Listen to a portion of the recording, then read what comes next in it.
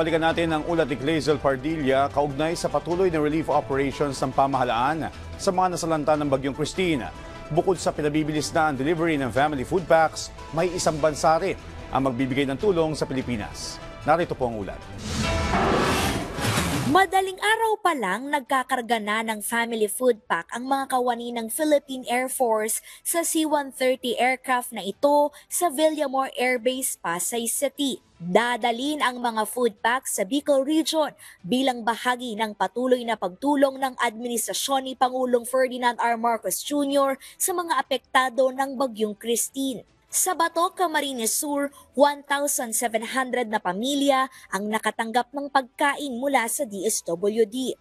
Nasa 1,100 na food pack naman ang inihatid sa mga residente ng Vinsons, Camarines Norte. Suma total, aabot na sa 770,000 na food pack ang naipamahagi sa mga biktima ng Bagyong Christine. Katumbas yan ng papalo na sa higit 524 million pesos na halaga ng naibigay na tulong ng DSWD sa mga nasalanta nating kababayan.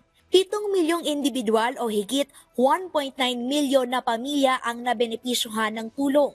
Kaugnay niyan, nagpapaabot din ng tulong ang United Arab Emirates sa ating mga kababayang nasalanta ng Bagyong Christine.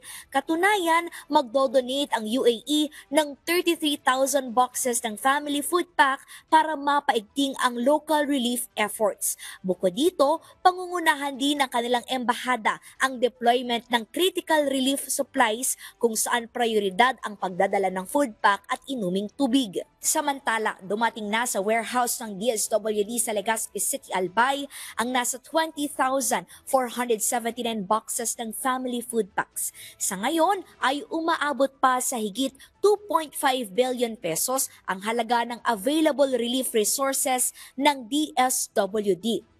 Patuloy din ang distribusyon ng bigas para masigurong walang magugutom na pamilya. Sa tala ng NDRRMC, halos 5,000 bag na ng bigas ang naipagkaloob sa mga nasalanta ng bagyo. Walang patid ang rescue operations at lolobo na sa 169,000 ang mga nailigtas na individual. Samantala, bukas na ang karamihan ng mga kalsada at tulay na naapektuhan ng Bagyong Christine. 86.87% na o 86 sa 79 na mga kalsada ay nadaraanan na ng mga sasakyan. Bukod dyan, naibalik na ang supply ng kuryente sa 64.7% na 352 na mga lungsod at bayan na nakaranas ng brownout dahil sa bagyo. Mula sa PTV, Glazel Pardilla, Balitang Pambansa.